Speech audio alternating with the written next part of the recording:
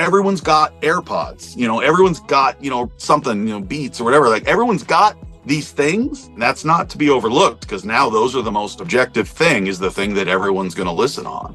And luckily, AirPods and AirPod Pros, like they don't reward bad habits.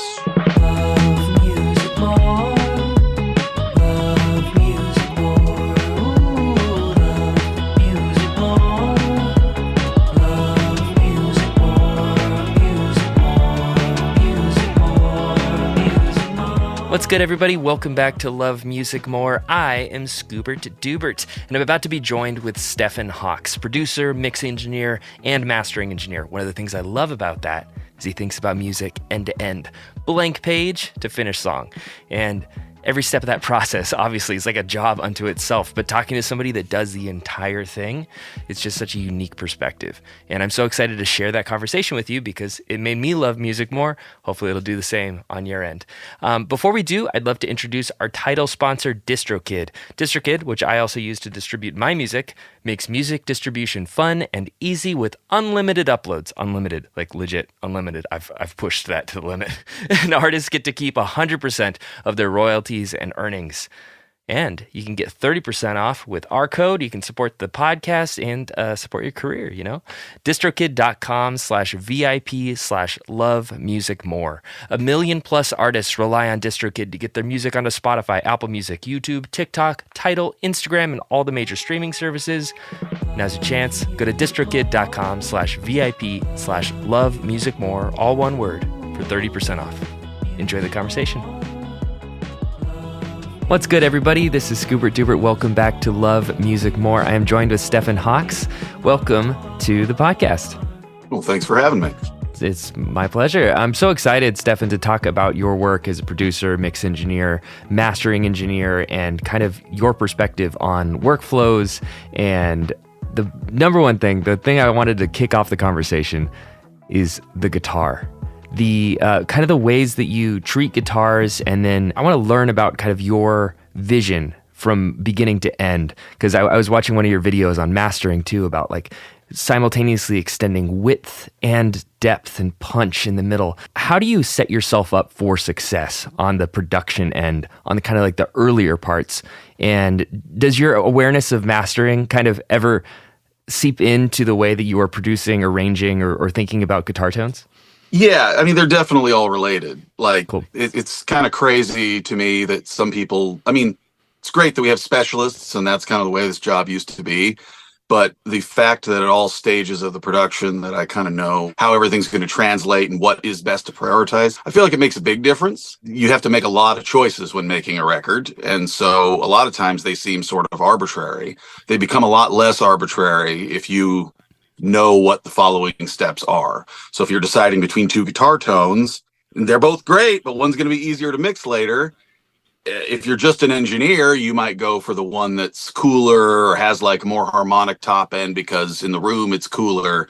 But if you're the guy mixing it or the guy mixing and mastering it, you kind of know which one's going to play nice against the rest of the music or which one is more genre appropriate. And so those can kind of be the tiebreakers when you're having to decide between lots of great tones. You have to pick eventually. You got to whittle it all down to something. So that's a great answer. And I also think that that's one of the things that differentiates somebody that's got a lot of experience versus somebody that doesn't have a ton of experience is zooming in versus zooming out. Yeah. Yeah, I say that stuff all the time. It's like it's not just with music. It's kind of with everything. It's like you think about the decisions you make, and it's like, well, you can make them as a person who's like tunnel vision, deep in the moment. I don't know if that's usually the way. I mean, sometimes you got to be locked in, I guess, but like just, take a second, be objective, think outside of yourself or whatever, and just kind of think about like the big picture, in most decisions. I feel like, audio production is no different. Sometimes there'll be something cool about a way I'm doing a master, and I'll be kind of enamored with something. And if I just let myself go crazy, I might take something too far, too stylistic of a direction that isn't necessary because I get enamored with it. But of course, I constantly am checking myself going like, all right, well, you stumbled upon something cool here. Now, is it really appropriate or correct? And usually, you end up reining yourself in. Unless you got carte blanche to just go wild, which is more kind of mixing, you get a little more leeway there. But yeah, definitely zooming out and understanding the whole process, I think, matters a lot. It's not necessarily always seen in a positive light if you're a mastering engineer to do other jobs. A lot of times, people make the jump to being a mastering engineer. And I do totally get that from like a convenience workflow and monetarily, if I had just spent all the money I was spending on recording gear on mastering gear sooner, I probably would have gotten to the rig that I have sooner. So I can understand that. But to me, I think the benefits outweigh the negatives, because when I hear a production, I feel like I can see inside of the people's hopes and dreams and missed opportunities. And usually clients' feedback reflects that. They're like, oh man, we were so worried the kick drum wasn't this enough. And you're like, yeah, I took care of that, because I've had mixes where I couldn't quite get the kick drum to be as good as the snare drum, and I didn't want you to meet that same end. So yeah, there is kind of a sympathetic quality you end up having when you're deeply involved in the other aspects of the production that definitely helps as a mastering engineer in my experience. I like that. And I like the finishing each other's sentences kind of stuff is like the surest sign of a good, producer / mix engineer artist fit is when it's like, I hear what you're going for. You didn't quite get there, but like, let's get there. Let's take it all the way. Yeah. And you can hear, every genre has different prerequisites and different goals and different aims and different kind of edges. So whatever the edges might be on a folk album are very, very much more tame and different than what might be on a technical death metal record, and so on and so forth. So there is no just like, people go, well, mastering, you're just trying to make it sound good. And you're like, what? That doesn't mean anything. Like, what sounds good to the average folk listener or people who listen to this genre? And so it's one thing if you're a mastering engineer and you're familiar with a lot of the genres, but if you actually produce and mix all of these genres inside and out, it means kind of no matter what you get sent mastering wise, you're like, okay, well, I know what the very best EDM records sound like. And I know what, any kind of genre. It's like, if you've mixed it and you've done the nuts and bolts of it, you're a lot better able to kind of realize like, ooh, this is where they fell flat. This is what they're looking for. I've done this myself. So I bail myself out in mastering when I mix and master my own things. So I get it. I just can't get it in the mix. You're like, well, luckily I have all these big expensive knobs to help myself out too. Not that I do that as much as maybe I do with other people's stuff, because I have the foresight of being able to hear everything through the gear. But I still lean on it a lot, because why make a decision that's going to ruin the mix if it can be better done in the master? And there are lots of situations like that. That's great. I'd love to dig into that more too. I think that's a really fascinating kind of way about thinking of process. And for those that maybe don't master, just the mix engineers, I feel like that'd be really interesting to elucidate. Before we get into that, I wanted to talk about your kind of gear journey. So you're talking about, how if I just would have just stuck with mastering, I would have had all of this rig. How did you progress? How did you find like, okay, I've hit this problem. I need a new tool to solve that problem. Like what was that looking like? I mean, we don't have the time. Right. We don't have the time. I could probably fill, the whole podcast with the story of like 2 guitar cabs. Cool. Yes. But, out of the 20 or so. But basically that's just what I spent my whole life doing. So I started out with modest gear. Really, a buddy had some gear and a Pro Tools system, he got for Christmas or something. I didn't even own it. It was, this is like 2001. So it's like, he's got a Mac G4 500 megahertz and a Digio 24 tracks in Pro Tools 5.2. Like literally, I thought like, cool. I can't believe we're living in the future, right. As a guy working on a little on ADATs and then on 4 tracks, cassettes mostly, this was just like, I didn't go to school for a week once I realized this guy had this. I just literally didn't go to school. Like I was just working on like a song. Once I discovered Pro Tools, it's my senior year of high school, and I was just like, well, high school's winding down. This is the future. Like, who's going to miss me in a week of high school? And nobody did, because, I was basically halfway out the door anyway. But then, like you said, do a project and you run up against an issue. For me, I'm super methodical in terms of process and not making the same mistake twice, because it's anything can come up. You make a mistake, it's not a big deal. You made a mistake, everybody does that. But if you don't learn from it, you make it again, that one hurts. So basically it's just been like a 24-year journey of every time I make a record, I get done with the record and then I mix it and then get done with it, and I take stock of all the things that were difficult. and what tools I, would have had, or what is and is not working. And I have some stuff that I've been using since 2002, 2003, because it still works. But most of the gear is not the stuff that I had back then. There's only a handful of killer pieces from the early days that have stood the test of time. And so, yeah, you really just have to anything that causes you strife, anything that gets in your way of making a record, you don't need the gear that somebody else needs. You don't need that gear. Everybody makes the mistake of trying to buy the cool channel strip or the cool thing that they see. And I have a lot of that stuff, but I also have had a lot of that stuff and not gotten along with it that great. And really, it's like, is it the craftsman or the tools? It's like, it's clearly both. We don't all need the same tools, but you just have to be honest with yourself about how well your tools are working. And so, if you make an album and every time you make 3 albums and your guitars are kind of brittle and bright, well, you might need a different guitar cab. Whatever you're using might not be good if you're using the same thing. Or maybe you're using the band's cabs and you don't even own one, and you realize that you're basically just some guys bringing in a Crate Blue Voodoo or a Marshall MG 412 or something. And you're like, oh, I'm at the whim of whatever these people are. And usually when you start out, these people are about as poor as you are. And so they don't have anything good. And then you go, oh, okay. And so it kind of goes full circle. You start out getting gear to protect yourself from potential downsides and deficiencies.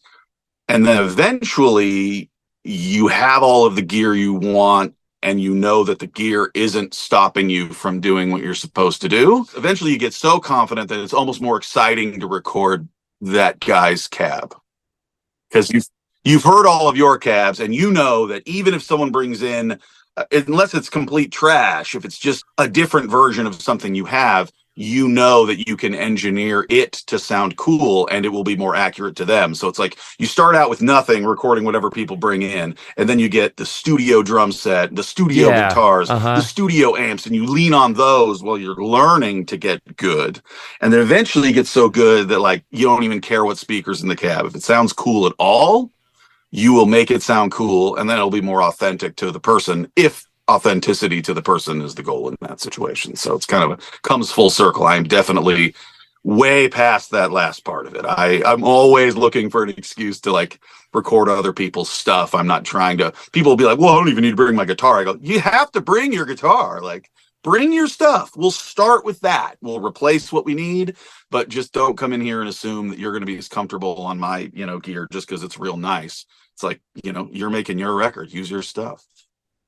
Yeah, and that makes it a lot of sense too, for particularly like a band that's out playing live. They have a certain sound. They're naturally blending with each other and writing parts in a certain way that is, tied to that amp or tied to that guitar. And it's like, let's start there. Let's see if that's working. If it's not, we'll plug the holes. Yeah, and then especially then you'll know what you have that will fill the gaps. So it's like, if you never hear what they've got, how are you going to know what thing of yours is the better version? So it's like, if you never hear their sound, I got 20 guitar cabs, I got like 20 vintage guitar cabs, mostly vintage ones, a couple newer ones. I mean, 20 perfectly matched killer guitar cabs that I love so well. And even if I don't use some of them that often, I could never think to sell them. And same thing with guitars. So it's like, it would be, how do I narrow it down? If I never heard your thing, it's like, ooh, now that I've heard your sound, it's a little janky, it's a little too crummy, but I've got an expensive version of that. And so it makes that process a lot easier, because you'd have to sit there without ever hearing their cab with their head. You'd have to sit there and play through a lot more cabs to just get an idea, to get in the ballpark of when they're going to be comfortable. So it definitely helps. That's really good wisdom. And I think, setting that baseline, understanding the problems, and then assessing the solutions is like a very wise workflow. I always tell people, like, when people are going to come to make a record, I'm like, listen, I know you probably have a lot of anxiety. Like, we're doing this big thing. It's going to be this big endeavor. I was like, you'll remember it fondly, but like, it's not going to be like you remember climbing Mount Everest or something. It's going to more like you remember like going to watch a sporting event with your buddies. Recordings can get difficult, but they shouldn't be difficult on my account. Even if you don't bring everything to the table, the goal of the engineer, producer, mixer, master, everybody is just to do everything so effortlessly that no one even knows it's getting done. I haven't had a job other than this since 2005. And even then it was really just like I had like a part-time morning job and I was still recording stuff. So, I've been doing this job since, basically 2001, 2002. If I wasn't able to smoothly do all of these things, like, it would reflect poorly on me. It's like, and that's the whole point. Is like, people go like, oh man, you're just so good at this stuff and you do it so easy. It's like, imagine if you spent 60 to 80 hours a week doing something for 20 something years. And they go, oh, yeah, I guess you should be pretty. I'm like, yeah, I guess I should be pretty good at it. Right. Like, if I wasn't, wouldn't that be the sadder outcome? And then they kind of go, okay, we're in good hands here. Like, this guy he engineers like he breathes. He's doing all the calculations of that. I'm watching a guy play guitar. I'm listening to his riffs. I'm listening to how comfortable he is. I'm crunching numbers. I'm moving things around. You're just massaging the whole process to where lots of monumental things are occurring and you aren't sweating it, and they have zero idea it's even going on. They just know they're having a lot of fun and sounding their best. So that intuitive level of understanding is so important and also so difficult to transmit, because I know a lot of people will hit like forums like Gear Space. Yes, Gear Space for gear. I'm absolutely a Gear Space, dude. I just go nuts. And they will go on there and they'll be like, gurus, teach me. And they're always dissatisfied. They're always disappointed because what they hit up against is the guru that says, if you have to ask, you don't know. It's like very like mountain sage. Yeah, and there are, like, that's the thing about a lot of this stuff. There's someone, like, I can tell you the what. I can tell you the way I mic up a cab, and it is useful information. The problem is like, there's useful information, and then there's explaining to people the context of the useful information, tempering their expectations of the results versus your own. Because even when I go to mix a record, or even when I'm doing stuff, I don't always know what I'm going to do. Yeah. It's like, yes, I figure it out on the fly. How can I tell you how to solve every problem if I solve every problem in the moment and it comes from a game plan of, there's just hundreds of game plans, and you just build experience points and you build experience points. I mean, I'll literally be working on something and I'll be having a hard time. I was having a hard time nailing the bass tone on a record that had a lot of different DIs and a lot of different genres. It was going between like funk and rock, and the DIs seemed like they were done with a lot of different basses and a lot of different levels. And so I had consistent drums and pretty consistent guitars and vocals, but like the bass was kind of all over the place, and I was having a little trouble with it, and I was letting it sit because I wasn't, I was like, I got to come up with this. And I just rolling around in my brain that's been doing this for way too long. And I just thought of something that I hadn't done in, 10 years, a plugin I wasn't even sure I had, or I was like, is it on a subscription now? I think I used to own it. I'm like, I don't even know if I have this thing in the list, it's 2022. And I just had this idea. I was like, oh, I think this might solve all my problems. And it absolutely did. And so that's the thing, is like, you can tell someone, just fix it. But it's like, the only reason I know how to fix stuff is because I fixed it so many times before, which is why I pretty much just, like I said, even during high school, I just launched right into doing this. I was making 4-track recordings when I was 13 years old, recording my band. It was just like, learn by doing, but you can get good information from people as like a foundational starting point. I mean, I see clips online of people just saying real obvious stuff, and you go, oh, that is a nice simplistic way to think about something that I do already. And so I think the online guru thing, people who have interned, with me, or I'll just be like, listen, part of it's just that this stuff's expensive and it rules, and without it, you're gonna have a hard time doing it. However, if you take that out of the equation, these are the parts that are actually useful for anyone to know when miking up a guitar cab. Or literally, guys that were here, I was tracking this week doing a bunch of crazy shoegaze guitar wall of sound. Awesome guitar tones. Cool. Menagerie of wicked vibe and space, and it's just so cool, like 90s hum style big guitars stuff. And they were asking me, and I'm like, all right, well, I don't know what cab this guy's got, but I was like, these are the mics I use. You probably don't have one of these, but you've got one of these. You got the dust cap, you got the rest of the speaker. It's going to get darker if you move it over. It's going to get brightest in the center. If you only got one SM57, just move it from the center over until it sounds good. That's the best you can be able to do without me knowing more or spending any money. And that's true, but you don't hear people say that necessarily that clearly. They're just like, well, you got to have good cab and you got to have good pre's and you got to have. It's like, well, yeah, but they don't. So like, just give them the piece of information they can use and move it along. Exactly. But also I feel like there's incentive structures against that kind of like commonsensical, straightforward knowledge. Yeah, and I don't buy into any of that. Anything anyone wants to know, because at the end of the day, gatekeeping and all that, it's just like, I mean, it's just not any way to live. So I spend a large percentage of my life in the studio doing this job that I've had forever. It's just basically what I do. I get up every day, I go get a coffee, and I come here and for as long as I need to be here, and then I go home or go out or whatever. So the idea of aligning that thing that is such a huge part of your life with being stingy or withholding, that isn't going to serve. I'm not saying there's not some get rich quick guys out there that have actually made way more money than I'm ever going to make doing that. And good for them, but I'm not built for that idea. It's just not like a fun way to live. Like, what's a lot more fun is seeing the light bulb moment when you tell someone something that can actually help them. You do that a million times. That's more fun than being like, wouldn't you like to know?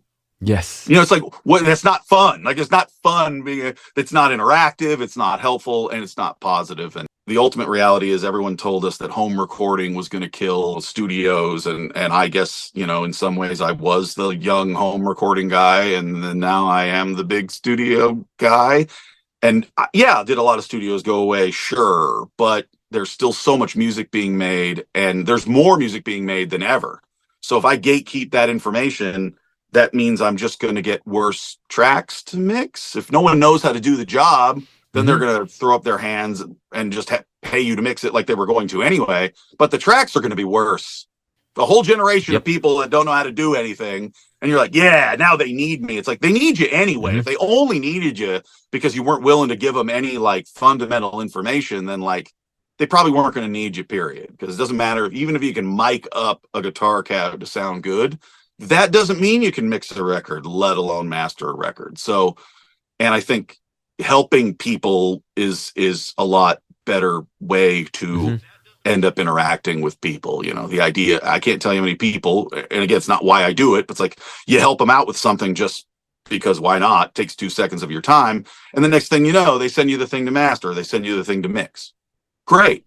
And then you can help when you get the tracks. I'll educate people on things that were good and what I had to do and what they can do better next time.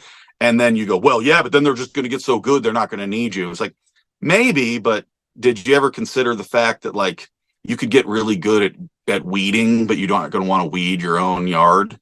It's like, I pay people to do almost anything that isn't audio related. And I pay people to do audio related things from time to time on my own records and things where I want that separation. So it's like, this idea that people are just going to stop paying you because you help them is stupid. It's like, if you help someone, they're going to remember that, and they're going to remember, well, who was the smart guy who gave me this great idea? He probably has about 1 billion other smart things that he can use to help me. And it's pretty much always the case. So.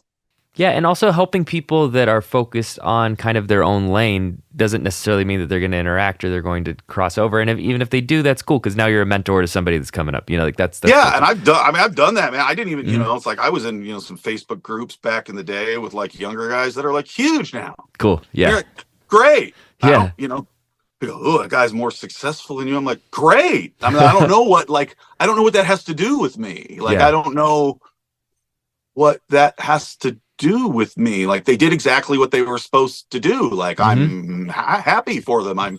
What does that, that competitive, like when people talk about like the competitive stuff, I'm like, I literally like signed a lease, on our my old Portland studio, with my buddy Chris Crummett, and we were across the hall from each other, helping each other, and we were technically each other's competition. To us, it's a laughable idea.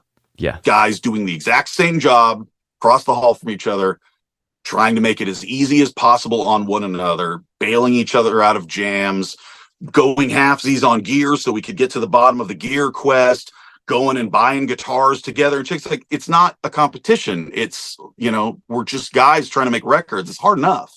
It's hard enough to make a record, to sit there and go like, oh, this guy who's younger than me, who I used to give advice to, now he's making bigger records than me. You're just like, great. that's great. Like, good. And especially if they sound good. I mean, the only time I ever even get a little, the only time I ever get a little petty about it is if I don't think the records sound good and I'm confused by why anyone likes it. That rarely happens. I mean, it does happen, but I'm not like super picky, but I can usually understand why people like most things. Something's got to be pretty objectively bad for me to start going like, but like it basically never happens. Like all these guys, everybody's killing it. If the record sounds good, they're killing it. You don't know how it got done, and it doesn't matter how it got done. If the record sounds good, you're a professional. You did the job. Doesn't matter what it took to do it. Doesn't matter how many revisions. It doesn't matter how much version 1 sucked and that you almost got fired. None of that matters. The record comes out, and it sounds good, and your name's on it, and your reputation is intact, and that's all anyone cares about. And nobody has any idea what goes on behind the scenes of making records. None. All they know is they go click on the thing, and does it hit or does it not hit? And you have to remember that at all times. None of this stuff's precious. You're just trying to get that listener right there. And if you did that, that frequency in your overheads that you never did quite tame probably isn't going to be the problem, that emotional impact and keeping centered on that main goal, I think is also a really great bit of wisdom, because it's so easy with so many inputs and so many different decisions to get lost on the rabbit hole of a single decision, or to get lost on the technical and then lose kind of the forest for the trees. Yeah. And like people always, like, another thing about that's so funny is people always talk about how like, well, audio quality doesn't matter. Who's going to pay somebody to mix their record or master their record when everyone's just listening to it out of a phone? And then you realize that if someone's scrolling, that means you have to grab their attention that's being pulled 8 billion different directions. You have to grab their attention in like 2 seconds. And it has to sound good coming out of the phone.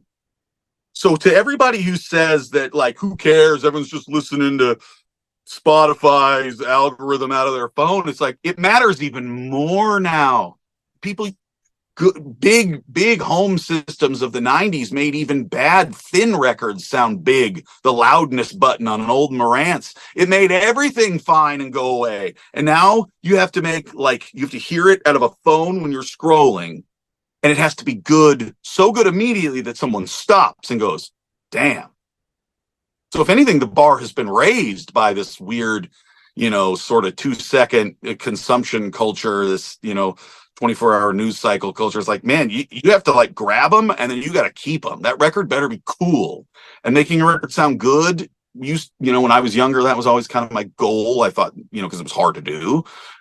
We need to make records sound good. And you realize shortly after making a record sound good that like, that's only going to get you so far. You have to make it sound engaging or cool or whatever that is for that genre. That's much harder to identify that. But that eventually that matters more than the fundamentals. You want to get the fundamentals there, but if you had to sacrifice some fundamentals for grabbing someone and some vibe, you'd be an idiot not to. And I struggle with that as a guy who, I struggle with that sometimes, but I don't struggle with it that much anymore. I used to struggle with it more because I'd be like, but this has a better frequency range and the lows go lower and it's more. And it's like, yes, but you gotta pick your battles. The battle is won in the mid-range. Generally, when you go listen on fancy mastering speakers, that's always the most revealing part, is the mid-range that you don't hear, because that's where the battle is won. It's the audible range where the human voice and the guitar, that range is kind of the battle is won in most records. And that's the thing that'll cause something to leap out, is if mid-range is really dialed.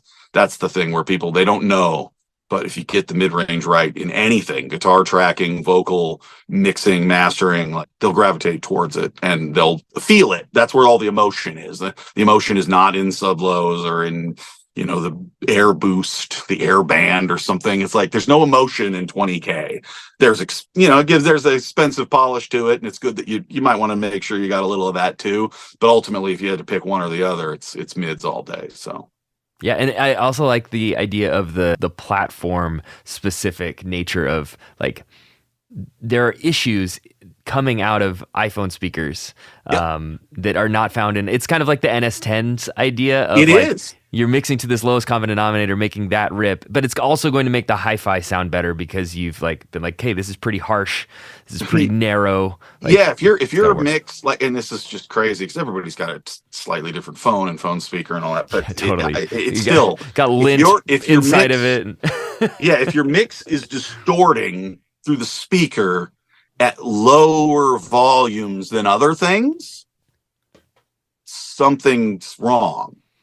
Like I've used that as a definite reason for fine tuning my mastering rig over, I've had some gear over the years, converters even that I really liked.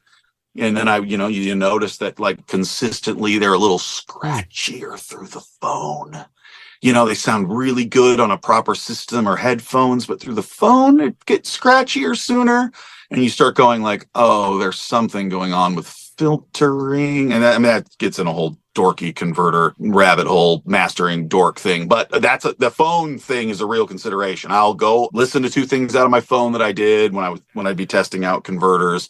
And if one of them is smooth and solid and static free at a loud volume and the other one sounds all sizzly and weird through the phone, you got to pick the other one. You probably need to sell the other one. And unless it's, if it happens a few times, again, anytime could be a fluke, but you do that a few times and you start going like, I don't even need to know the science here. It's just proofs in the pudding. And people are going to be listening out of the phone. This one's going to sound banging out of the phone. I'm going to own this one, and then I'll see if I can find something that's better than this. And so that's kind of, again, the whittling down. The phone is a hugely important part of whittling down the process at some point these days, which I never thought. I had a Gen 1 iPhone, and I never thought, that would ever be the case back in the day. You just were like, oh, it's just some trash, that stuff. Nobody's going to listen to anything out of this. But the phone speakers are a lot better, and they actually do serve a purpose in just making audio more stable. So audio got pretty out of control there for a while, I feel like, before the phone. And now people have to prioritize stability and excitement, not just excitement. You can't just crush it and make it loud. That won't sound good through the phone. You got to get it loud and have it be robust and smooth. And it's a lot higher bar, which is why you see on average most stuff that comes, people like to say that stuff doesn't sound as good or whatever as it used to, but it's like, well, you weren't hearing the demos that people were making before. You were only hearing high budget records, and even some of those don't actually sound that great, by today's standards. They don't have any sub lows, or they just weren't very full in the mids. There's no guitars on a lot of 90s records. Right, There's just like no, and I love it. Like I kind of wish we could still do that. But the standards, things like the phone and AirPods and all that, like they actually have up the need for crafting better mixes. And so most stuff people know, they kind of just want it to sound good out of the phone, even if they don't have good monitors. Everyone's got the phone. Everyone's got AirPods, everyone's got, something, Beats or whatever. Like everyone's got these things. And that's not to be overlooked, because now those are the most objective thing, is the thing that everyone's going to listen on. And luckily, AirPods and AirPod Pros, like they don't reward bad habits. They reward quality mixing, spatial placement, even frequency balance. They don't just make everything sound glossy and clear. Only the stuff that actually sounds expensive in AirPods. So it's kind of the great equalizer. It doesn't mean you can make it happen. It just means you can acknowledge whether or not it has happened. Yes. I want to dig into did records sound better back in the day kind of debate. Do you think that part of that is just people liking the nostalgic, like less top end, less low end? Or do you think could you unpack that a little bit for me? I'm just curious. When digital started becoming kind of the mainstay, in which was around the time I started, like the Digio 1 kind of led to the revolution, of home recorded audio or home studios or whatever. It wasn't as good. Like people who made records in the analog days in the mid to late 90s switched to digital, and all of a sudden their records didn't sound as good. I think that's where a lot of that comes from, was that transition. The example that I always like, because it's very, very, it's pretty apt, is Coldplay. Coldplay albums are the best example because Coldplay made Parachutes before the digital revolution, and it's incredible sounding, and it's exactly the definition of what a high budget analog professional album should sound like, maybe outside of the song Yellow, which doesn't sound that great, but most of the record sounds incredible anyway. Yellow could, it's weird that it's the big hit single. It kind of sounds like trash compared to the rest of them, but you know, that band, if you listen to their albums through the years, that to me, their album releases mirror almost exactly the digital revolution in terms of music production. You know, clocks and all those, the scientists and all that stuff, that stuff's real boring sounding, man. I mean, it sounds like so blah. It's so much worse sounding than Parachutes. It's and again, classic songs, good production, you can still overcome that. But I mean, it's pretty lame, and it's the same team. And you're just like, how is this the same team? It's like, well, they switched tools and they hadn't figured it out yet. The whole world hadn't figured it out yet. And my whole thing when I started was I was immediately trying to make digital sound analog. Like I didn't have any interest in it being fake and digital. That was always kind of my goal, but it wasn't everybody's goal, and we weren't all achieving it whether we tried or not. Then you listen to, you know, the next Coldplay album, X and Y or whatever it is, in like 2004, markedly better sounding. And I remember feeling like as I was getting better gear, you know, I got my first, like, I got some Lavery Blues in like 2004. And I remember being like, oh my gosh, I can get more creamy analog-y sounds that don't sound as harsh and digital, and they're cooler and have like a scoop to them in a way that sounds like music. And then all of a sudden they come out with an album that sounds more like music. And then, you know, you kind of follow that example, and not that there aren't kind of ups and downs in the way certain Coldplay albums sound. I'm not like a huge Coldplay fan or anything. I just pay attention to music in general. And I just found that to be a funny one because I remember in 2015 when that, was it Head Full of Ghosts or whatever album came out, and it sounds really good. Like people, I don't know if it's a fan favorite for Coldplay fans, but I'm not listening to it from that perspective. It's the first album where you listen to Parachutes and then you listen to that and you go, we got there. Like now you can argue that the sonics of Head Full of Ghosts are in many, many ways superior to Parachutes. Parachutes is still going to have that just inherent analog high budget thing. But man, the kicks and snares, the way they punch, the warmth of the mids, the volume, the movement and things. It's like the tools took a while. Think about how long it took. That's 2015. That's, you know, 1998 or 99 to 2015 for me to say that. Not that people didn't make good records before then in the digital realm. There were plenty of good records early on, but there were years and years and years of situations where stuff maybe didn't sound as good. It's like Californication versus Blood, Sex, Sugar Magic. Like, give me a break, you know? It's like, but again, it's early digital versus high budget analog. So that's what happens. So I think that's a lot of it. Even in the late 90s, there were a lot of pretty bad analog 90s albums. Like a lot of albums sort of lost their teeth from the mid to late 90s on anyway. It was kind of headed that direction. There's a lot of, like, you know, bands' first couple albums in the early 90s that sound really huge and cool and rocking, and then like not so great. So they had big budgets, but they were kind of making like blah records. Some of the stuff's just not actually as good as we remember anyway. So it's like maybe things were kind of headed that way, or I don't know, but I feel like the big budget record thing kind of started taking a hit even before digital came around, and then the digital just sort of cemented it, because now you have people that weren't even doing a great job with the analog tools, and now they're using the digital ones, and they don't even realize how much worse it is. So I think collectively as a people, we all had to figure out how to do that, and we all had to identify the change. There's a lot of guys that they didn't know anything about converters at all. They go, I'm a board guy, I mix it sounds good, and I rule. And they didn't realize that with the crappy converters they were now using, their tricks didn't work. They needed to EQ different ranges. It wasn't all just going to fall into place anymore. And some people grew with that and learned to adapt. And some people just kept doing it, taking photos in front of their big console, talking about how cool they were. And those people kind of eventually didn't have as much prominence or jobs, because eventually everyone went like, yeah, I don't know, man, they made a good record in like 5 years. Like, well, what changed? You're like, well, the analog outputs on a Studer tape machine sound a whole lot better. Those guys are the ones that don't think converters matter. So they fall into the trap of not realizing that they had the greatest conversion of all. No conversion. They had the thing that can't exist in the digital realm that I have tried to find and search, and I've gotten as close as anybody with just neutral conversion. But there is no such thing. So they basically went from not knowing conversion was a thing and having the world's greatest conversion, which is none, to then thinking conversion didn't matter because they're the coolest, and having the world's worst conversion because they didn't put an emphasis on it because it's all in the hands. Like, I'm the guy. It's like those guys that were complacent, like, that's not good. And there's plenty of examples of that. And I'm not going to call anybody out, but like, you just hear guys work plummet and never come back. And part of it is because they didn't realize that they weren't in Kansas anymore.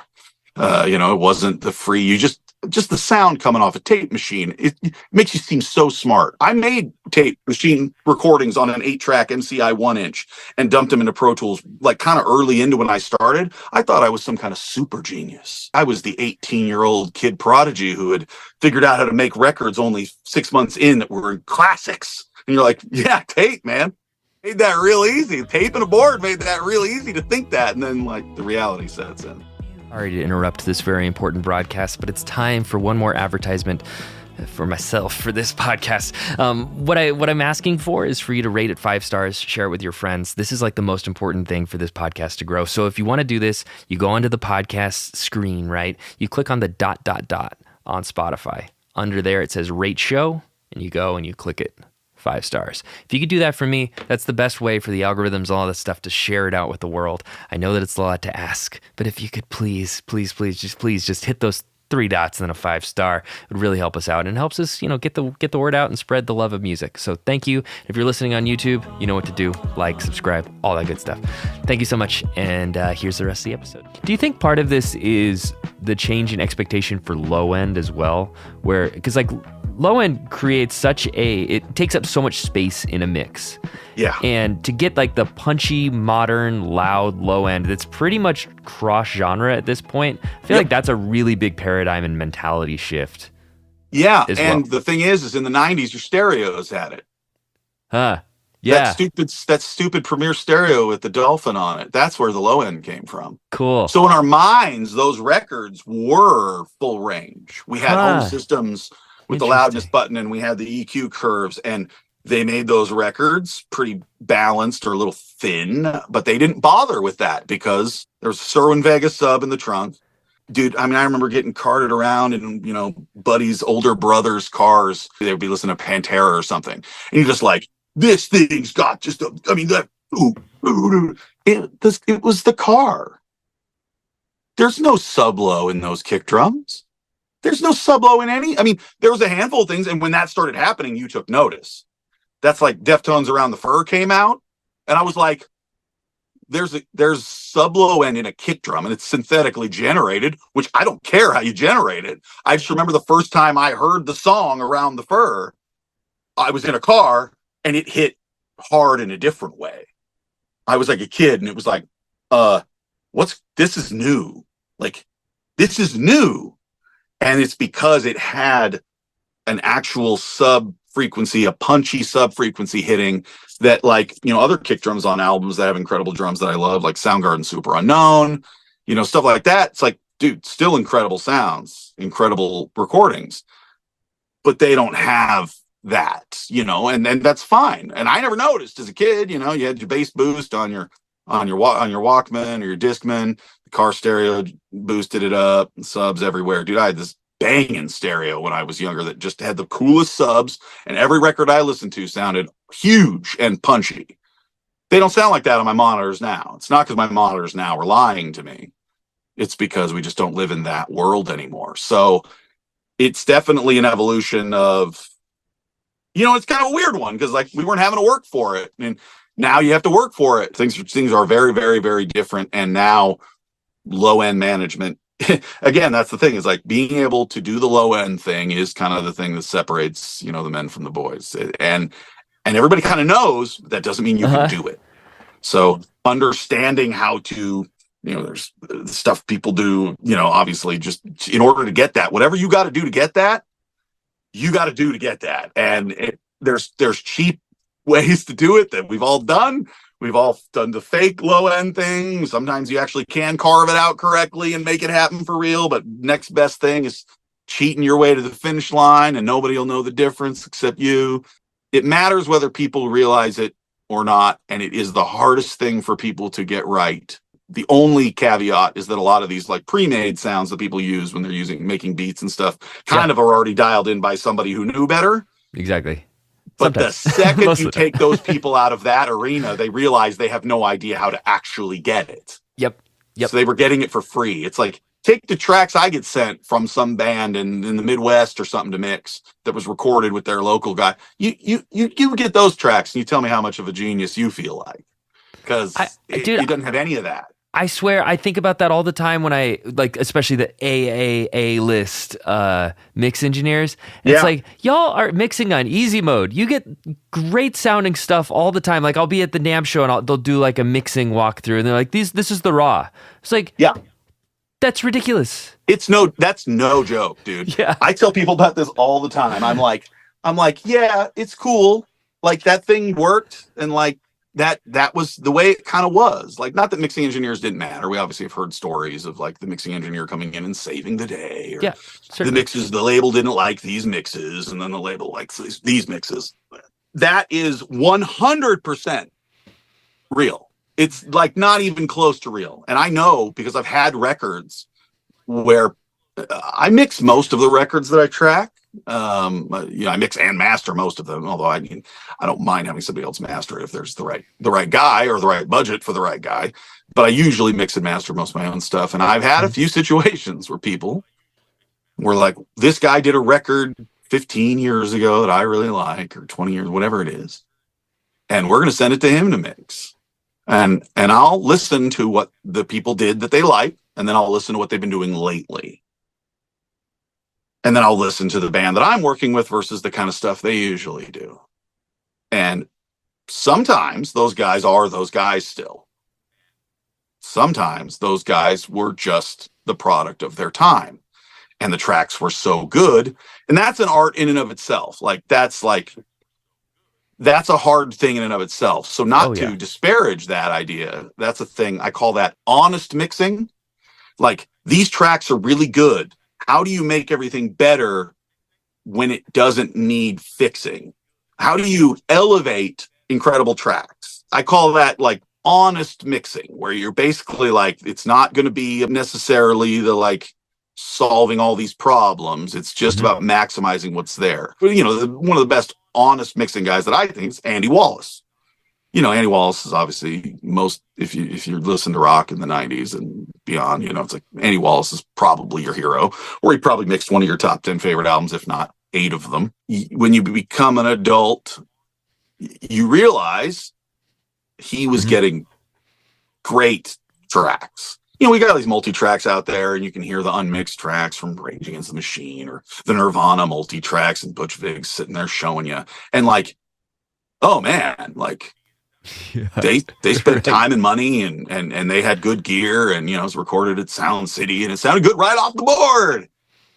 And so that doesn't take away from the genius of an Andy Wallace at all. They had a job, they executed it. At the end of the day, that's the job. Whatever it takes is the job. And in that situation, him doing a bunch of weird stuff and mangling it and ruining it just to show off all the things he could do, that would have been not doing the job. If you send Andy Wallace the majority of things I get sent to mix, I'm not sure you'd be thrilled. Friends have done the same thing where they'll record like the bedroom pop, like lo-fi kind of stuff, and they'll send it to an A-lister, spend a bunch of money on it, and they'll be like, oh, the one that I sent to my friend to mix for $400 sounds a lot better than the one I spent $4,000 on. Oops. Yeah, and that's, again, there's different guys. So there's the guys that kept up, and there's the guys that were concerned with the trends, and then there's the guys that were good at the dexterity and all-around ability you have to really gauge the people you're going to work with, not on what they've done at their best, but what they are capable of doing. Okay. It's like, if all you've ever recorded is the world's greatest vocalist in the world's greatest studio, that doesn't mean you're going to be able to take an SM7 recorded home track and make the guy sound like the world's greatest singer. All that means, for all you know, the engineer there is the guy who set it up, and all they did was sit in the booth and tell him. You'd be surprised how easy the job can be. The better the talent, the easier the job. The better the studio, the easier the job. The better the engineer, the easier the job. So it's like, there are literally people that are just, and again, they're more tastemakers, or they understand those little things, or they have a guy who they mixes it the way they want. There's a reason guys like Mutt Lange always sent their stuff to the same guys. It's a symbiotic relationship there. Exactly. Yep. You send your tracks to that guy, maybe that guy's going to do his thing. I have heard examples where, man, that guy actually will impart his thing upon anything you send him. I am one of those guys, for sure. I will bend and I will do it. I will bend anything to be fine. Yes. I will fix everything. If it can be fixed, I will fix it. But I've heard big name guys that have, I've heard guys that do that. And when you hear that, it puts a smile on my face. Someone paid for this guy and they got this guy, and that guy was concerned with the upholding of his standards. But man, the thing you're talking about, where people just get ripped off and or just the mixes come back and it's just like, that is more common. It's a lot more common. I guess I do know why a lot of people aren't super introspective, and maybe confidence is on high. And I think part of it is saying like, oh, you should have sent me better tracks. That's on you. They do that. Mastering guys do that to people. Mixing guys do that to people. Yep. I've had this conversation with a lot of people. That is absolutely the craziest mentality I agree. I have ever heard. It'd be like if your plumbing burst in your house and the plumber came over and goes, well, should upgraded these pipes sooner. I mean, they were old. What good is that going to do anyone, man? There's like, the house smells like shit. Like, what good? That is not the advice. The advice is whatever the good pipes are now, you install them and you make it so no one ever knows that these pipes ruptured. It's over. The ship has sailed on that. These are the tracks, and they paid for them, and some guy made them, and they prepped them, and they sent them to you. This idea, like, and with mastering, I see that a lot with guys. And I understand there is respect. The product is a thing. If it's a respectable product to begin with, if you can't tell the difference between a world-class mix that needs the light touch, the velvet glove, that needs the do no harm, the enhance without changing approach, which is a very mature and high-level mastering approach to take. How do I make this way louder without making it any worse, and actually subtly enhancing it, but without changing it? That's hard. That's high-level stuff. A lot of people can't do that. But the idea of taking that approach when you receive a mix that sounds like it needs a lot of help, it's professional negligence. I mean, it's fraud. I don't know how to explain. Like, it's infuriating to me. Like, someone call the Better Business Bureau. I just do not. I do not understand what people understand, what they think the job is. The people sent you the thing to make it sound good. Yep. It's always to try and improve and make things sound as good as possible. They didn't say, if you think this can be made to sound good, then we'll pay you. They paid you to fix it and to make it the best it can be.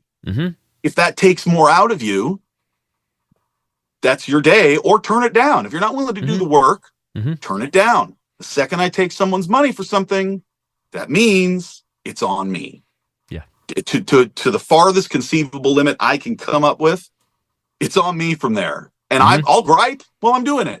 I could sit here alone in the studio and I can be like, man, these ghost notes are so quiet. Why did they think now they're going to want to hear them in the mix, even though I can't even see them on the wave? I can bitch about it here. Yes. I can't just send them the thing back with no ghost notes. Right. Yep. I mean, you could, but I'm not going to. And And a lot of times, that's where the budget of the record, really, which is just the time spent on the record, it goes to the things that are needed the most. So maybe most of the things are good, but some things not there. Well, you're just going to spend a lot of time fixing that one thing because the rest of it was good. But you can't just go, well, this was an easy mix project. I did it. It all worked really straightforward. Can't hear the ghost notes at all, but they should have recorded that snare a little better. The guy should have his ghost notes harder. Send it off. It's like, there's one thing wrong with it and you're not going to fix it. They paid you. They're probably worried about the ghost notes, man. They're not in any of the roughs. Yeah. The guy's doing all this detailed work. Nothing. You think he's not worried about that? You think the drummer's not going, everyone keeps telling me to wait and eventually I'll hear them. What if you don't do it? They're never going to hear them. Yeah. Like, it's a crazy concept to me. And there's way too much of that. And it's, it's a results-based business. It's literally smoke and mirrors. The whole job is fake. Sound is not even real objectively. I mean, it's all fake. It's all the best you can do. It's all cheating. Look, when I say, I need to move the guitars up and out of the way of the drums, that does not mean anything. That is not a physical thing. It's not real. 90% of people can't even hear it or identify what you're talking about. So if the whole job is just hocus pocus, fantasy fluff talk anyway, what, we're going to take the ethical thing where everything has to be there like etched in stone? It doesn't make any sense. Like, the whole job is literally smoke and mirrors and capturing sound waves to create art that's not even visual. I mean, it's crazy. It is. So you shouldn't take the approach of like, well, they should have done it better if none of it's real, dude. None of it's real. So if it's all just make believe, make it the best it can be. Like, if it's all just open to interpretation and it could be anything because it's just sound. So one person hears a record and hates it. One person hears a record and likes it. But everybody's going to notice if there's no ghost notes. And some people might enjoy the record better without the ghost notes. So I get the totality of the argument. A producer saying, I think the ghost notes are distracting, that's a discussion to be had. That's a decision to be made. Sure. And sometimes bands have made it. Hey, man, they sound a little busy and you sort of just seem like you're doing them as a reflex. We'll pump them up a little bit, but there's a lead vocal in the center channel as well. And, but if you're making a musical special record where a lot of thought was put into the patterns and it's delicate, it's like you have to account for that stuff. It's just what they paid you to do. It's not optional, in my opinion. Some people consider it to be highly optional. Yes. And like there's that difference, and it's a tricky line of giving your opinion and your professional spin on it, but allowing the original vision to shine through. Where I've had ones where my drummer is playing really intricate, really cool patterns. You get it back, snares sound replaced, kicks sound replaced, and the detail level of the sound replaced was not narrow enough to capture any of the ghost notes. So it's it's completely different drum part, just different sounds, different vibes. And it's less than the thing you're used to hearing. Exactly. If it's in the rough and they're used to hearing it. Right. That's the other thing is people are just the roughs, I'm going to do my thing, and they disregard the roughs. You might want to listen to those roughs, man. That's literally all the band has been listening to since the tracking got done. Yeah. Is the roughs. If you switch between your thing and the roughs, and it's drastically different in a way that you can't wholeheartedly say is objectively better. Yeah. If it's 80% different and only 20% better, don't send that to them. Take a second. Think about it. Maybe you went a little too far here. You changed some things, and you're not you're going to have to start over, but you're going to need to at least consider a pivot to the rough, to what was good about the rough. I went through and I scooped out all these frequencies that they told me on the tutorial. It's that may not have needed done, man. Exactly. If you scoop out the low mids on a bunch of tracks over and over and over again, and you listen to the roughs and they sound kind of nice, you probably didn't need to do that. You're just going to end up getting notes that say this thing's cold and it's edgy and it's harsh. Exactly. And the charm is gone. Because again, where is the charm? It's in the mid-range. It's in the mid range. That's good. The charm's in the mid range. Totally. People do that all the time. They look at a guitar and they go, "Oh, I got to open up a fab filter and I got to do all this stuff and you can't have any guitars, can't have any frequencies below 100 hertz, and then you have to find." It's like that's not all just true. It's true sometimes. Sometimes guitars just sound really nice and just need a little bit of EQ to tonally sit them in the mix. And they don't need wide cuts and high passes and low passes. Nothing always needs the same thing. Is that idea that you just have to do this stuff is preposterous and can't be true objectively. I've got some big news, everybody. My vinyl record is out.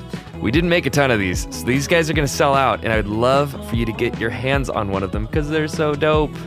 They're so dope. And it comes with a whole bunch of like liner notes and pictures and special stuff, the things that really went into making this record. And I want you to get your hands on it. So go to scoobertdubert.pizza or check out my Instagram for a link or click the link in the show notes or the bio or wherever you're watching this to pick up your copy. They're going to sell out. We really did not make very many of these, and I want you to have it. It's like a collector's item. So thank you for supporting my music, and I can't wait for you to hear it actually on physical vinyl. Enjoy the rest of the episode. Yeah, and I feel like that's the nugget of this whole conversation is you're applying tools to the inputs and to the problems that you're facing rather than seeing like a template. Rather than applying the same tool just because I always do. I've got a workflow. I watch this mixing tutorial, which mixing tutorials can be very weird to me because like that's this song. Like how, like I don't know. Sometimes you can get things out of it because you see like, people, the way people think about audio. That's the important part to take out of it though, rather than like, oh great, like copy down the frequencies that he shifted and I'll do that to my guitars. Yeah, no, that's what I was saying. It's the why, not the what. Yeah. So it's like I separate the why and the what from people a lot. I'll hear what they're saying, and it's like, okay, so this is their general vibe. These are the things that they like. And then you go, well, this is the thing that they're doing. Mm-hmm. And there's usually a disconnect between the things that they say and the things that they do with everybody. Very few people are just uniformly, everything checks out. It's like, no, these guys like, I like this. And you're like, well, that's your genre of stuff doesn't do that. Do you really want me to do that? Do you want to make a indie record with a metal kick drum? Like you don't want that. I could do that, but you don't really probably want that. You might, but you probably don't. And so even when somebody says something like that, it's not about doing, oh, well, put a metal kick drum in there and I did my job. It's like, no, what is it about metal kick drums people like? How could the idea of a metal kick drum be useful in an indie production? Maybe they just want it a little punchier than your average indie album. You can go for punchier. You don't have to go for completely flat. And again, there's nothing wrong with that. A lot of indie records have purposefully thin and flat kick drums because it's not about the kick drum. But they might want a little more of that thing. So even when somebody says something, you go, he's talking about Gojira and he's making just listen to him. Think about what he means by it and how you can use that information. And I'm literally just like, I'm like a supercomputer just collecting this data from people all day long. If you meet people and you listen to them, you don't have to ruin their record by doing strictly what they said, trying to be some kind of too smart for your own good. Yeah, it's our indie record, but it sounds like a metal record. And it's like, well, that was just the drummer talking about kick drums. What did the singer say? Did he also say, I want to sound like a metal band? It's like, so you kind of have to get all of this stuff and infer all of these details from people. And then when you go to make the version 1, which again, most mixing on records, I do attended mixing with people for sure. And I love doing that, or mix with a producer. I mean, that's great. Being the guy who shows the producer the options, or doing a remote session and being like, I can do this A, B, and C way. And then getting real-time feedback. I love that. The reality is the majority of the records I've made in my life, the band left the studio or left town or flew home or whatever. And then whenever I was in the mood, whenever the mood struck me, which hopefully wasn't too long from when they left, I made this entire crazy album with only the stuff that we talked about and the tracks in front of me. I've got what the tracks say, I've got what the people said, and I've got all the common sense in between. And the next thing I send people, because again, I mix and master my own records, I send people a version 1, I just call it the old V1, mix, master, production. This could be your album. Not that I don't want your notes, because I definitely want your notes and your feedback. But if the hard drive crashed tomorrow, or the world ended tomorrow, or maybe if you guys just all didn't have any notes, this could just be released. And I'm doing 8 billion things in there to make it. I'm making so many decisions about vocal wetness, and front to back depth, the roominess of the drums. All these decisions I'm making alone. I'm sitting in a room alone, drinking a coffee, fielding text messages, sitting there and getting into the zone. And you can get into the zone and waste a whole day. I mean, I don't do it so much anymore, but it'll always, you get in the zone. Usually it's good. That's the thing about getting better at the job. There's less wasted days. It's a straighter path on most projects. I agree. The analogy that I always heard in like stand-up comedy was like, any comedian can bomb, but it's like Russian roulette. You just get more chambers in the gun and you're less likely to eat the bullet, which isn't the most politically correct way to say it. Not really. I feel like that really applies. I mean, it definitely applies to stand-up comedy, but it really also applies to mixing and mastering. Yeah. Being able to mix a record good once, that is an achievement, but it's not as much of an achievement as that person who does it for the first time thinks it is. Because usually that means the next one isn't good. Yeah. So if you can mix 100 records in a row and get minimal feedbacks and notes from bands, no overhauls, no, man, this really missed the mark, or we're really not happy with it. You can do that 100 times in a row. That's professionalism. Like that's high. That's the goal. The goal is to never get anything other than just general kind of notes, creative stuff that's in their mind that, great. Yep. Give me your feedback. It's your band. Like I did all this stuff. You feel free to have some ideas. Totally. I'm excited for your input ideas. Or like you're saying, like a very creative idea of, hey, like this vocal sounds great, but I'm just not feeling like as much reverb on this thing. Yeah, it's great. Delay. Cool. So anything. So when I'm setting up a mix, I always. That's the other thing that I think a lot of people don't. Like I set up a mix with sort of multiple fallback plans. Cool.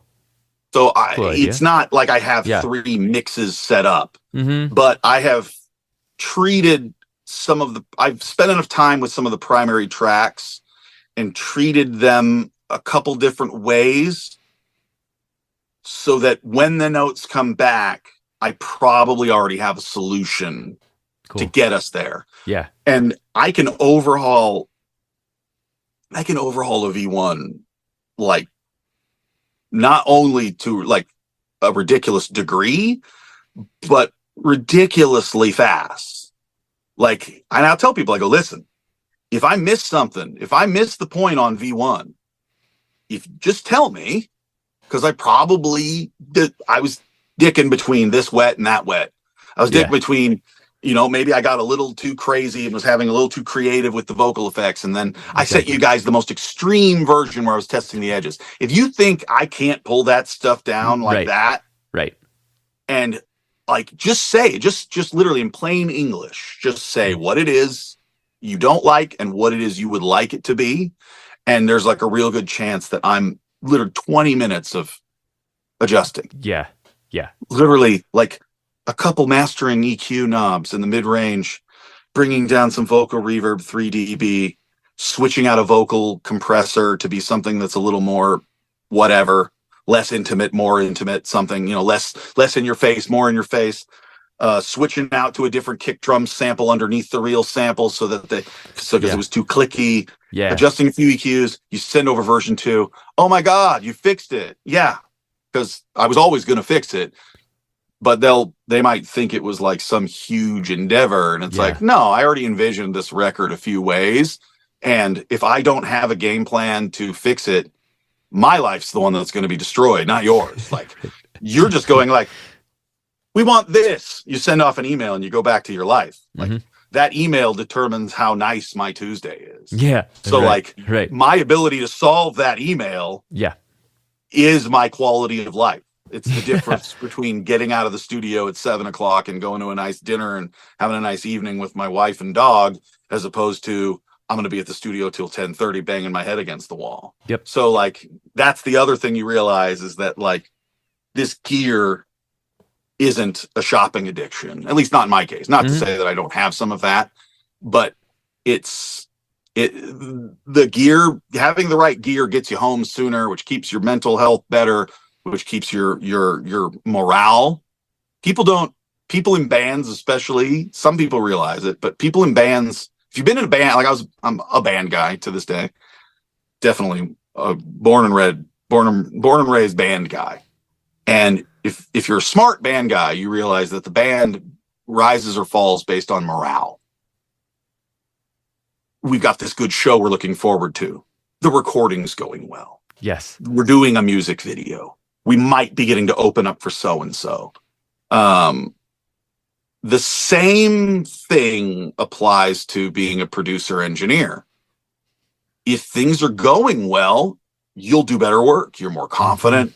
You don't have any of that imposter syndrome that, you know, everyone always has. And there's a reason every podcast ever about this job talks about imposter syndrome. It's because to some degree, most people have some degree of it. The imposter syndrome for me comes from when I'm running into the same problems over and over again, and I'm not solving them. The gear doing what I needed to do kind of indemnifies you against that. Yeah. And so I figured this out because I had no work-life balance, no work-life balance when I was younger. Just destroying myself, working 14 to 19-hour days, bands in town, other records not mixed, everything took forever. It was pure passion and ability. Like, I wasn't like, I don't think these records that I made when I was younger, they're good. People like them, and I still think they sound really cool. But what it took out of me, how hard it was to do, the mountains I had to move and the hours I had to work. Like, I could do that again. I'll do it if that's the project and whatever. If that's the project and that's the budget, I'm still built for that studio grind. But right around 2013, 2014, I realized that, like, if you want to at least have a chance at having a semblance of a normal life, you got to nail work-life balance. Well, what works there? Well, if the records go smoothly, you'll get work-life balance. Okay. Well, anything that's making the records not go smoothly, you need to get rid of. Yes. And the fundamental stuff, the infrastructure related studio stuff, needs to be upgraded in the right way, not just spent more money on. You need to find the monitor controller that works for your system. You need to find the headphone routing and the cable routing and the mastering compressor, the whatever it is. And you only identify what that is through having problems and things not going well. And you don't want it to be 6 months. I mean, I've had 6 months of my life ruined by pieces of gear or something stupid that you bought or that you stopped doing or started doing. You want to get that time down to like a couple days. Yeah. When I buy equipment now, it's not about the possibility of what it could be. It's like, this thing better not disrupt this awesome thing I've got going on. Yeah. And it better actually improve things. So, like, I don't even get excited. I've had some insanely expensive landmark mastering gear purchases, and the excitement, I'm not excited until I've proven I'm better off for having it. Yes. The excitement really only comes when I'm doing the work and everything is going faster and better for a 6-week period. Then I start to get excited. But like, sooner than 6 weeks, you don't know really. Like, usually for me now, it's about 6 weeks of something. Like, I'll know for sure. Doesn't mean there aren't things where I know right away it's good, but you might be surprised. Like, give it 6 weeks, and you'll really find out. If you're paying attention. A lot of people don't pay attention or don't know how to test stuff or don't consider things, and so they get better. They're spending more money but now they've entered a field of thing that they aren't familiar with. Yes. I did that. Yeah. I bought some really expensive mastering equipment, and it was all great, but some of it didn't play nice with each other. Mm-hmm. Yep. And all of a sudden, I spent tens of thousands of dollars on top level dream gear, and I'm running into these problems. Yep. And I've got them plugged in the wrong order. Mm. You do that, you take a piece of equipment that rules and realize that you've just got it plugged in an order that doesn't sound its best, or some piece of gear has an ohmage impedance that's different than some other piece of gear, and you contact both manufacturers to find out that those two pieces of gear should not be plugged into each other under any circumstances, and you've been doing that for 6 months. You do that. I've done all that. Yeah. That's a real example. You do that, and you stop being that excited about gear. Every time if I buy something, if it's a duplicate, I go, well, when it gets here, I'm going to compare it to my other one. And if it's not as good, I'm going to have to sell it and do this all over again. That's not fun. You know, someone who has a clothing addiction or shopping addiction, they don't look at it that way. These are tools. They have to perform. They have to work. And I take like little to no joy in buying equipment. It's a task now. It's a proving. I have to prove it. Right. Great. I got to sit here and I got to pull up test files and I got to do ABs and I got to take things home and I got to listen and I got to be real introspective about all this $6,000 I just spent on something. Woo, you know, it's a weird mentality to have, but the other way just leads to you ruining your tracks with new equipment because you're excited. I did it. People do it. It's really good advice. So I want to ask you one final question. This show is called Love Music More. This segment's called Love Music Why. This is just a chance for you to talk about, just at the highest level, why do you love music? Why do you still feel passionate about this? Why have you been doing it for so long, and why do you want to keep doing it for so long? I think it's a really, really, really good question. The answer is going to be a lot, but I think people underestimate the degree to which we are inherently compulsed to do certain things. I find the idea of human free will to be kind of laughable. It's like, we're not just going to wake up and make any choice every day. We make one of like 2 or 3. Now, you could do anything. That's the idea of free will. Yeah, I don't know, man. Not really. We're not.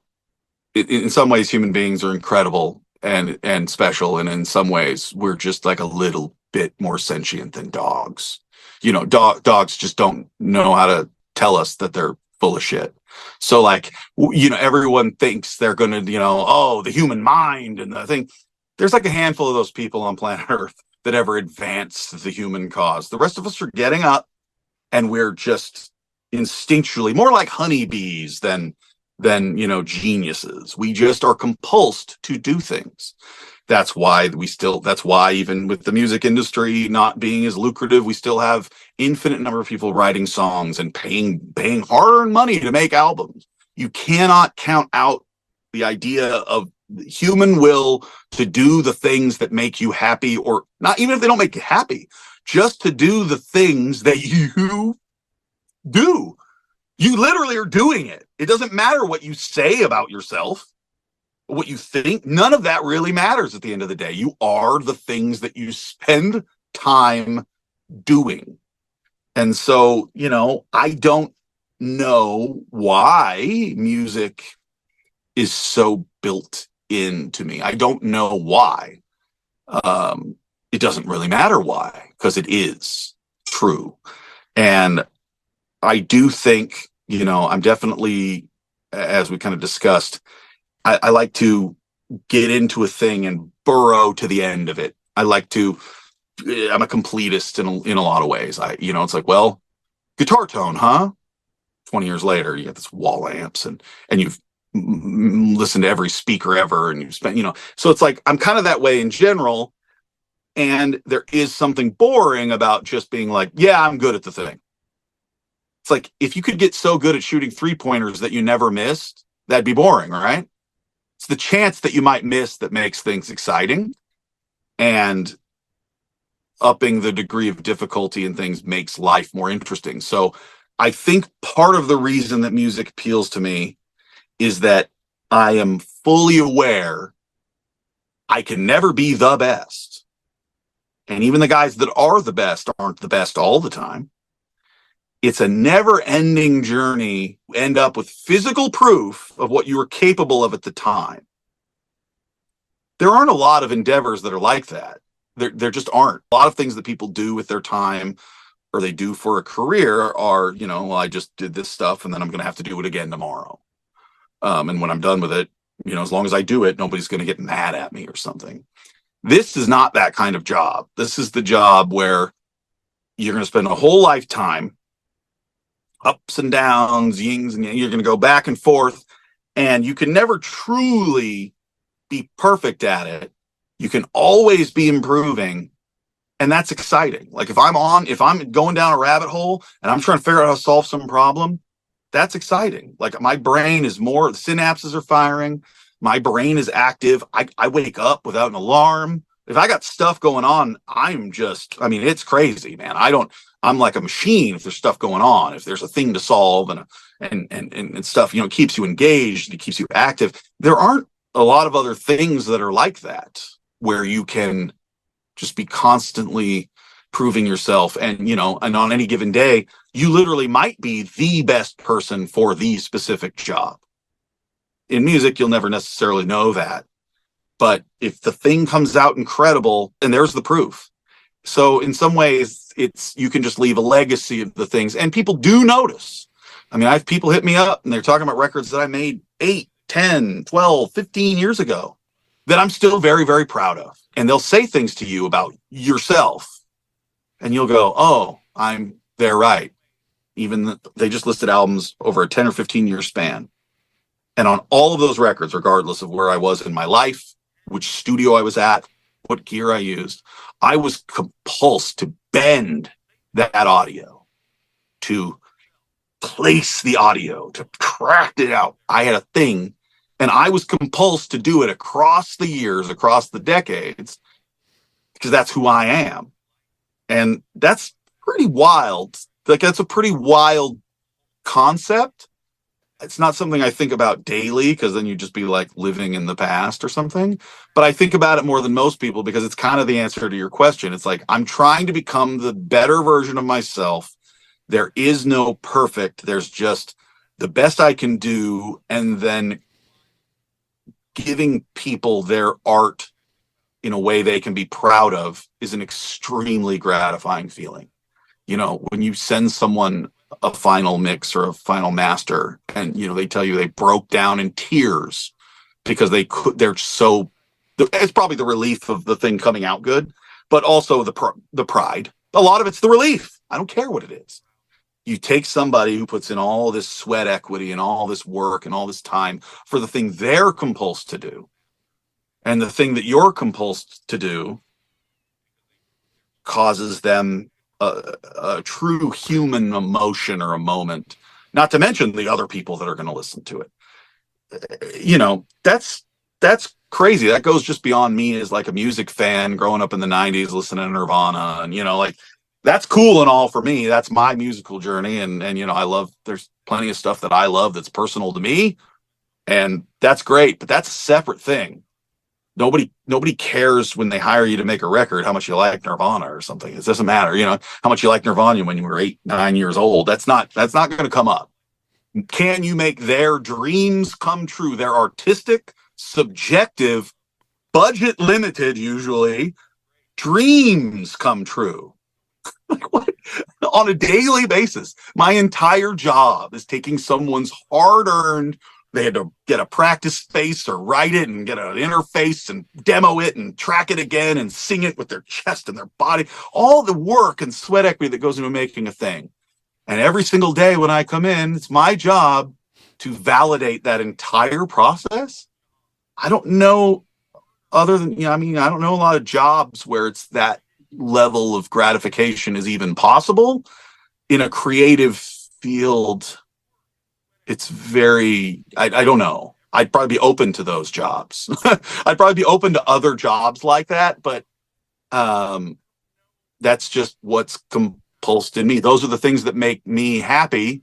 And obviously that's what I want to do, because that's literally what I'm doing. So you just take a bunch of people's compulsions, you use your compulsion, and then we're all just compulsed to make the best thing we can make. It's a pretty good feeling, man. I have hanging out with killer dudes who all like music for some similar reason than you do, sending off files and emails and getting fucking high five emails back. There's a lot worse ways to live a life, I'm quite sure. There are more lucrative ways to live a life. For some people, I'm sure I could be doing this in a way probably that made me more money if I was concerned with that ultimately. Not that I'm not concerned with it to any degree, but I've never really been willing to just do things that I don't want, that aren't me to do it, or do things that are disingenuous to do it.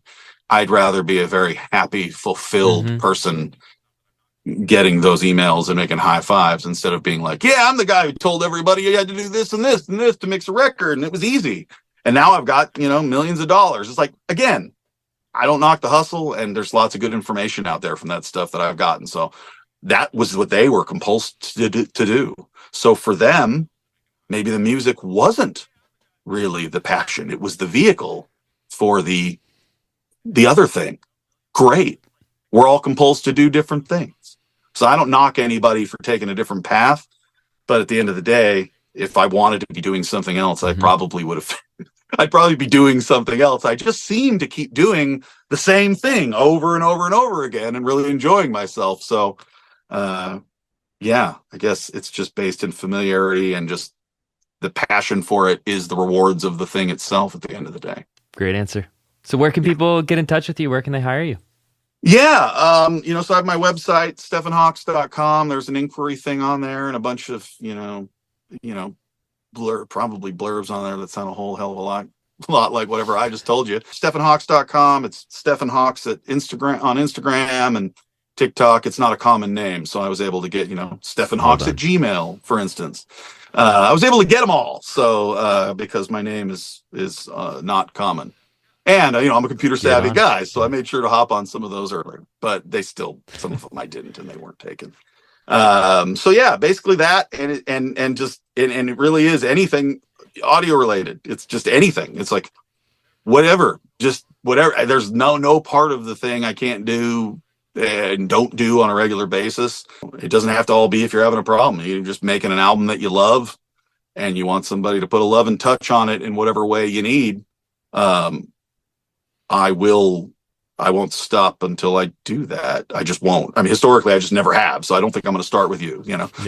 It's like, I would think about that. What if you do just give up, like trying super hard to it's like, yeah, I don't know, man. It's like, yeah, I don't know. I don't know how. Really appreciate you hopping on. This is a great conversation. No reason we can't do it again. Yeah, it'd be great, man.